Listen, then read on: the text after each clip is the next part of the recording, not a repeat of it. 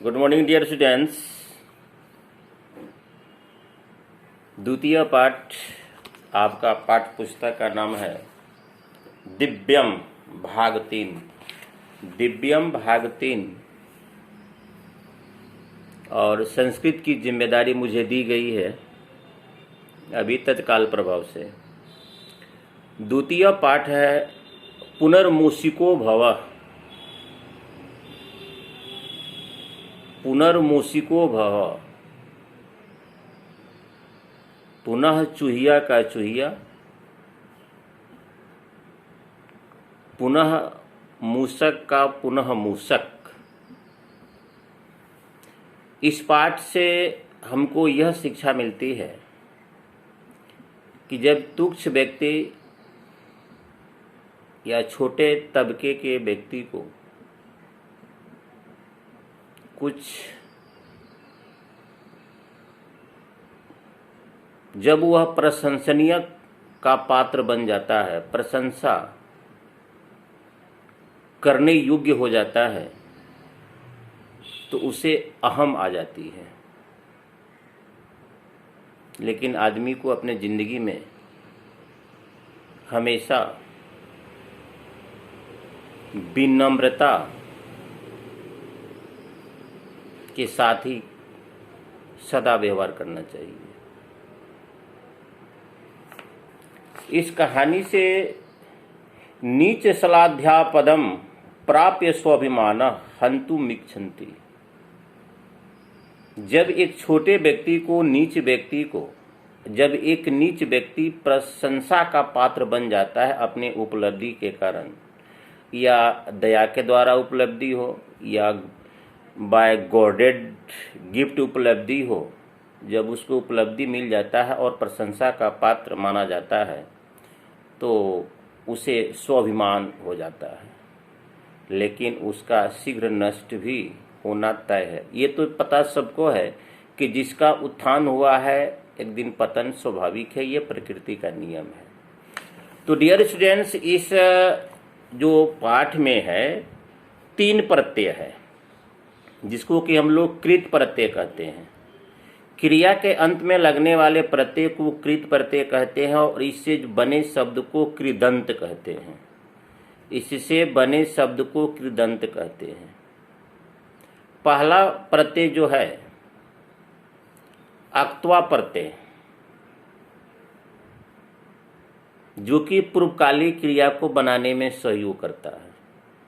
जो कि पूर्वकाली क्रिया को जब एक काम समाप्त करके जैसे दूसरे काम को आरंभ करते हैं, तो दूसरा काम आरंभ करने के पहले जो क्रिया पहले समाप्त हुई उसे पूर्वकाली क्रिया कहते हैं। जैसे वह पढ़कर विद्यालय जाता है, सौ पठित्वा विद्यालयम गच्छति, तो पठित्वा यहाँ पर पूर्वकाली क्रिया हुआ। तुमुन प्रत्यय ये खासकर के लिए अर्थ में होता है। जैसे पठ जोड़ तुमुन आपका पठितुम, पठ जोड़ तुमुन पठितुम, गम जोड़ तुमुन गंतुम। ये जो है जाने के लिए, गंतुम जब उसमें हम तुमुन प्रत्यय का प्रयोग करेंगे तो उसका अर्थ आपका निकलेगा जाने के लिए। खादितुम खाने के लिए, पठितुम पढ़ने के लिए। इस प्रकार से ये सब जो प्रत्यय है इस सबको कृत प्रत्यय कहते हैं। ये क्रिया के अंत में लगता है, ये क्रिया के अंत में लगता है। चतुर्थी विभक्ति अर्थात के लिए अर्थ में, संप्रदाने चतुर्थी जिसके लिए हम काम करते हैं उसे हम संप्रदान के लिए, कालिए के लिए, इसका विभक्ति चिन्ह होता है। तो चतुर्थी विभक्ति अर्थात के लिए अर्थ में तुमुन प्रत्यय का प्रयोग होता है। तुमुन प्रत्यय के लगने से बने हुए क्रियापद अव्यय हो जाता है। गम जोड़ तुमुन गंतुम, खाद जोड़ तुमुन खादितुम, लिख जोड़ तुमुन लिखितुम। यथा वह पढ़ने के लिए विद्यालय जाता है, सौ पठितुम विद्यालयम गच्छति। अब एक हो गया लेप प्रत्यय। लेप प्रत्यय भी जो है यह भी पूर्वकाली क्रिया को बनाने में सहयोग करता है, लेकिन पहले उसमें क्या होना चाहिए, उपसर्ग। उस मूल धातु में अगर कोई उपसर्ग लगा हुआ है तब उसमें लेप प्रत्यय लगेगा, तब वह होगा पूर्वकाली क्रिया। जैसे भू मने होना होता है, जैसे भू का अर्थ होना होता है, उसमें अनु उपसर्ग अगर लग जाए तब उसमें लेप प्रत्यय लगाइएगा तो हो जाएगा अनुभूय, मतलब अनुभव करके, अनुभूय अनुभव करके। जैसे गम में अगर आ उपसर्ग लगाते हैं, गम में अगर आ उपसर्ग लगाकर उसमें लेप प्रत्यय जोड़ते हैं तो उसका अर्थ हो जाएगा आगत्य, मतलब आकर। यह भी पूर्वकाली क्रिया हुआ। तो ध्यान रहे, लेप भी पूर्वकाली क्रिया में सहयोग करता है, अक्त्वा भी पूर्वकाली क्रिया में सहयोग करता है, लेकिन तुमुन संप्रदाने चतुर्थी, संप्रदान कारक में चतुर्थी विभक्ति होती है। संप्रदान कारक में चतुर्थी, जैसे वह गरीबों के लिए भोजन पकाता है, गरीबों के लिए संप्रदाने चतुर्थी, सह दरिद्रेभ्यः भोजनम पाचयति। जब दूसरे के लिए वर्क, दूसरे के लिए क्रिया की जाती है तो वहां संप्रदाने चतुर्थी होता है। और लेप प्रत्यय, लेकिन लेप प्रत्यय लगाने के पहले यह देखना है कि मूल धातु में उपसर्ग लगा है या नहीं। मूल धातु में अगर उपसर्ग लगेगा तब उसमें लेप प्रत्यय लगाएंगे अंत में, तब वह पूर्वकाली क्रिया बनेगा। जैसे परिजोड़ इक्ष, परिजोड़ इक्ष प्लस लेप हो जाएगा परीक्ष्य, मतलब परीक्षा लेकर। ये सब पूर्वकालिक, ये 3 कृत प्रत्यय का आपका उदाहरण आपके इस द्वितीय पाठ में है। अब हम लोग चलते हैं विषय वस्तु पर। इससे यही शिक्षा मिलती है कि जब तुच्छ व्यक्ति को, नीच व्यक्ति को एक भारी उपलब्धि मिल जाने के बाद अपने पीछे के अतीतों को भूल जाता है, और वह जब प्रशंसा के पात्र बन जाता है तो उसे अहम आ जाती है। ऐसा कभी नहीं होना चाहिए डियर स्टूडेंट्स। चलिए, गौतमस्य महर्षि तपोवने महातपा नामः मुनि आसीत्। गौतम के महर्षि तपोवन में, महर्षि तपोवन में या गौतम के महर्षि तपोवन में महातपा नाम का एक मुनि रहता था। सह मुनि एकता काकेन निमानम मूषक शावकम अपश्यत। एक दिन मुनि ने एक कौवे के चोंच में एक मूस के, चूहे के शावक को लाते हुए देखा। तत् स्वभाव दयात्मा मुनि तम शावकम अरक्षत अन्य कने समवर्धत च। चूंकि ये मुनि दया के अथाह सागर थे, उनके अंतरात्मा में दया का सागर हमेशा उद्वेलित हो रहा था, उसके प्रति दया आई। उस मुनि ने क्या किया, उस चूहिया के शावक को अन्य कन यानी हर दृष्टिकोण से उसका व्यवस्था करके पालन पोषण किया, समवर्धत पालन पोषण किया।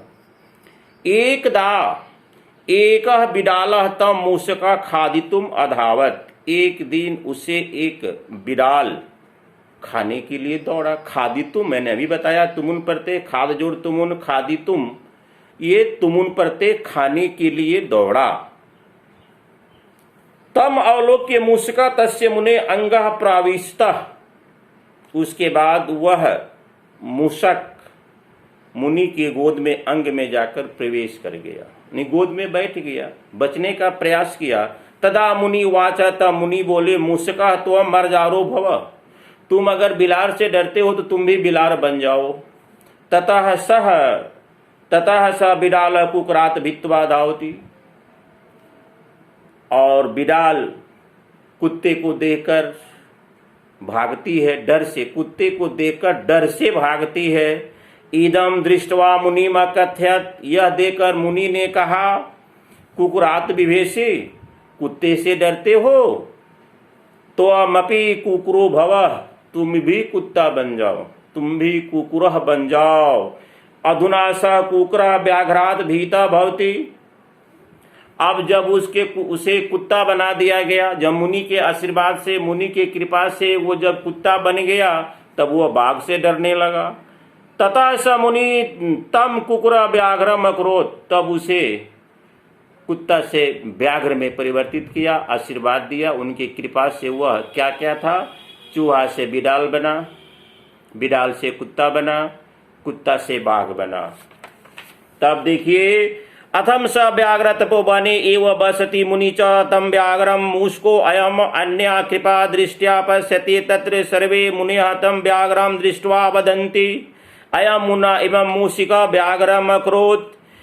जितने भी जीव जंगल में थे सब तो साथ में रहते थे, लेकिन यह चर्चा का विषय बना हुआ था कि भाई इस मुनि ने कृपा से चूहे से बिल्ली, बिल्ली से कुत्ता, कुत्ता से बाघ बनाया। यह बात सुनकर बार बार इसके कान में ये ध्वनि जब आती थी तो इसको कुछ अपमान जैसा लगा बाघ को, कि भाई न रहेगा बांस न बजेगी बांसुरी।